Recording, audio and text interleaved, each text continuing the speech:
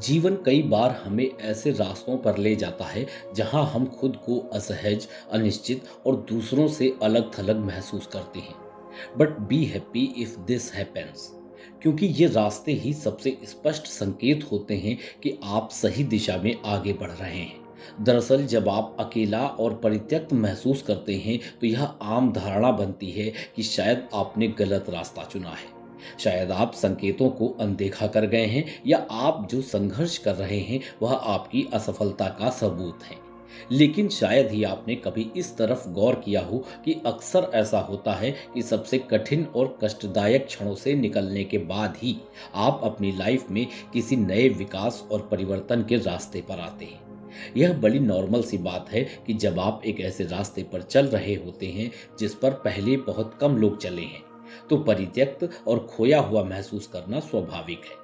जिस जंगल में आप भटकते हैं वह परित्यक्त होने का संकेत नहीं है, बल्कि यह प्रक्रिया का एक आवश्यक हिस्सा है।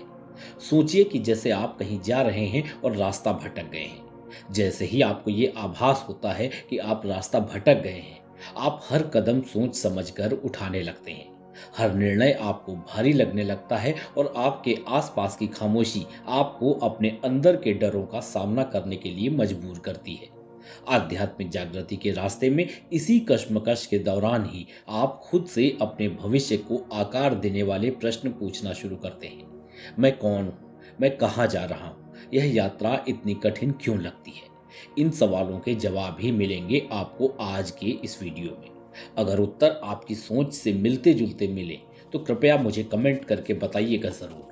और चैनल पर पहली बार आए हैं तो इसे सब्सक्राइब करके इसके और भी वीडियोस देखिएगा। आपको अपने सब्सक्रिप्शंस में इसे जोड़ने पर अफसोस नहीं होगा, ये मेरा वादा है।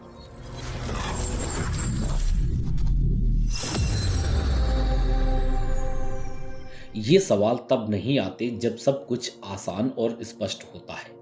आपका कंफर्ट शायद ही कभी आपको अपने अस्तित्व में गहराई से उतरने के लिए प्रेरित करता हो। यह हमेशा बेचैनी और कष्टों के दौर में ही होता है, जब आप अपनी आत्मा की परतों को खोजना शुरू करते हैं। जागृति का जंगल ही आपकी क्लास यानी कक्षा बन जाता है, जहां धैर्य, दृढ़ता और आत्म जागरूकता के सबक सीखे जाते हैं। आप परित्यक्त या अलग थलग महसूस कर सकते हैं, लेकिन परित्याग की यह भावना एक पवित्र स्थान के रूप में सामने आती है, जहां आपको अपने उन हिस्सों का पता चलता है जो पहले एक व्यस्त और कल्पित जीवन के झूठे अभिमान के नीचे छिपे हुए थे। यह आइसोलेशन अंतर्दृष्टि और विकास के लिए एक उपजाऊ जमीन का काम करती है। आप चारों ओर देख सकते हैं कि कोई भी आपकी मदद के लिए नहीं आ रहा है। जिस मदद की आपने उम्मीद की थी, जिस समर्थन की आपने अपेक्षा की थी, वह एकदम अनुपस्थित लगता है। और यह आपको सोचने पर मजबूर करता है कि क्या आप वास्तव में सही रास्ते पर हैं।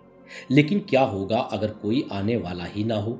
क्या होगा अगर आपकी यात्रा के एक हिस्से में यह एहसास शामिल हो कि आप जिस ताकत की तलाश अपने से बाहर कर रहे हैं वह पहले से ही आपके भीतर ही मौजूद है? यह एहसास चुनौतीपूर्ण है, और यह आपको अक्सर आपके सबसे गहरे संघर्षों के बीच ही पता चलता है। आपको खुद की जिम्मेदारी का भार महसूस होता है।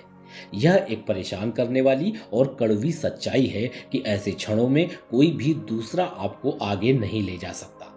आपको अपने ही प्रकाश से आगे बढ़ना सीखना होगा, और इस समझ में आपके लिए कुछ बहुत ही सशक्त होता है, क्योंकि यह अकेलापन तो जरूर महसूस कराता है, लेकिन बाहरी बचाव की अनुपस्थिति आपको अपने लचीलेपन के उस भंडार का उपयोग करने के लिए मजबूर करती है जिसके बारे में आपको पता भी नहीं था। एक तरह से आपका उद्धार भी तभी होता है जब आप जीवन के इस प्रकार के तूफानों का सामना अपने पैरों पर खड़े होकर करते हैं। सच तो यह है कि आपको किसी भी कठिनाई से बचाने के लिए ईश्वर कभी आते ही नहीं, क्योंकि कठिनाई ही आपको आकार देती है। आप किसी भी धर्म या संप्रदाय को मानने वाले हो, अपने ग्रंथों को उठाकर देख लीजिए। उसमें दर्शाए गए महानतम व्यक्ति भी दुख से नहीं बचे। जब भगवान राम का जीवन कष्टों में गुजरा, प्रभु ईसा मसीह को क्रूज पर लटकाया गया, तो हमें क्या लगता है कि हमारी यात्रा में हमारे अपने कुछ भारी क्रूज शामिल नहीं होंगे? एक्चुअली परित्यक्त महसूस करने के इस मौसम में आप रिफाइंड यानी कि परिष्कृत हो रहे होते हैं। जिस रास्ते पर अकेले चलने का आप एहसास कर रहे होते हैं, वह सज़ा नहीं बल्कि तैयारी है। आप खुद को बहुत ही अकेला महसूस कर सकते हैं, लेकिन यह एकांत, यह आइसोलेशन ही वह समय होता है जिसमें आपकी आत्मा का परीक्षण किया जा रहा होता है, उसे मजबूत और शुद्ध किया जा रहा होता है। आपकी लाइफ में यह अकेलापन, आपके चारों ओर यह मौन बनता ही इसलिए है ताकि आप उस गहरी आवाज़ को सुन सकें जिसे शायद आप पहले भी कई बार सुनने के लिए बहुत विचलित हुए हों, लेकिन आप जान नहीं पाए। इस अकेलेपन में ही आप ईश्वर के साथ, अपने खुद के साथ और दुनिया के साथ अपने सच्चे रिश्ते को समझना शुरू करते हैं। जब कोई भी दूसरा व्यक्ति चाह कर भी आपकी अपेक्षित मदद नहीं कर पाता, तो यह आपकी अपनी छिपी हुई शक्तियों की खोज करके उन्हें प्रयोग करने के लिए मजबूर करता है। आप किसी भी प्रकार की बाहरी सहायता के बिना भी जीवित रहने और आगे बढ़ने की अपनी क्षमता पर भरोसा करना सीखते हैं। इसका मतलब यह नहीं है कि भविष्य में आप किसी की मदद को अस्वीकार कर देंगे, बल्कि यह आपके कठोर और आत्मनिर्भर हो जाने के संकेत हैं। यह आपको सिखाता है कि आपकी मूल शक्ति एक ऐसी शक्ति है जो ईश्वर द्वारा आपको पहले से ही दी गई है, जो आपके भीतर ही है और सक्रिय होने की प्रतीक्षा कर रही है, वो भी तब जब कोई और आपको बचा नहीं सकता। इन क्षणों में आपको अपनी आत्मा में मौजूद दिव्य शक्ति को खोजने के लिए प्रेरित किया जाता है। आप जो अकेलापन महसूस करते हैं वह स्थायी नहीं है। यह यात्रा का एक पूरी तरह से अस्थायी लेकिन आवश्यक हिस्सा है। हाँ, इन क्षणों में लगता ऐसा ही है जैसे यह पल कभी जाएंगे ही नहीं, और इसीलिए कहा भी गया है कि सुख की अवधि बहुत छोटी होती है और दुख के दिन वर्षों जैसे महसूस होते हैं, लेकिन ये केवल महसूस होते हैं। आप सोचते हैं कि आपको इस रास्ते पर कब तक अकेले चलना होगा, और संदेह आपके अंदर घुस जाता है।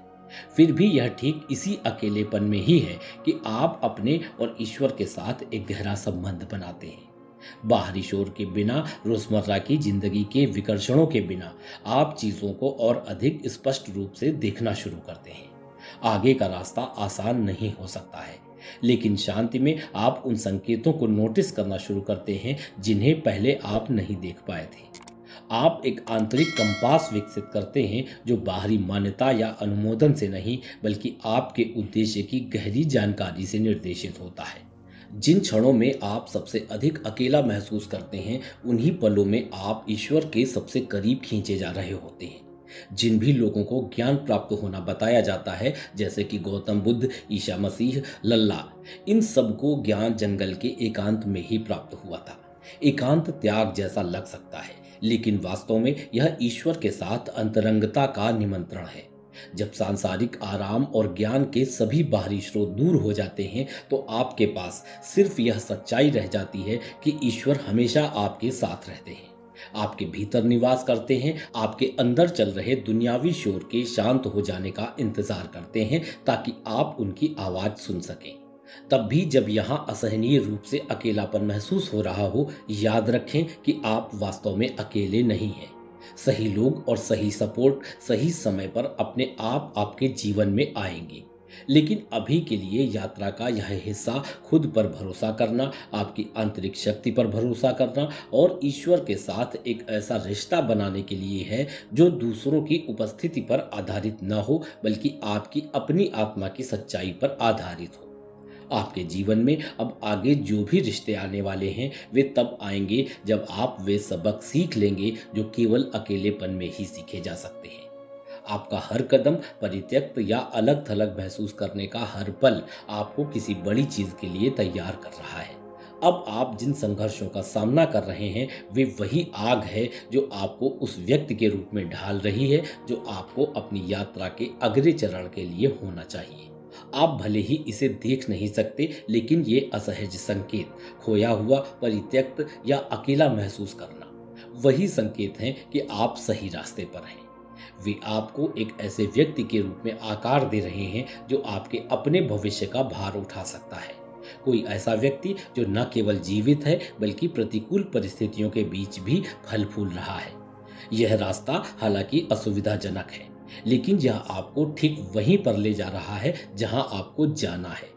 इसलिए चलते रहिए, जीवन के ऐसे ही कठिन और चुनौतीपूर्ण क्षणों में जब दुनिया में कई लोग कुछ हल्की फुल्की अज्ञानता के कारण खुद को कमजोर मानकर हिम्मत हार बैठते हैं, वहीं पर आप जैसे कुछ मजबूत लोग ऐसे ही लाइफ चेंजिंग विचारों को ढूंढ ढूंढ कर उन पर अमल करना शुरू करते हैं और अपने जीवन में एक नए चैप्टर की शुरुआत करते हैं। ऐसे ही वीडियोस से भरा हुआ है ये चैनल, जिसके सभी वीडियोस एक एक करके देखिए और शुरुआत कीजिए इस वीडियो से जो आपको बताएगा कि आप कैसे जान सकते हैं कि आपके कष्ट दूर होने वाले हैं। आज के लिए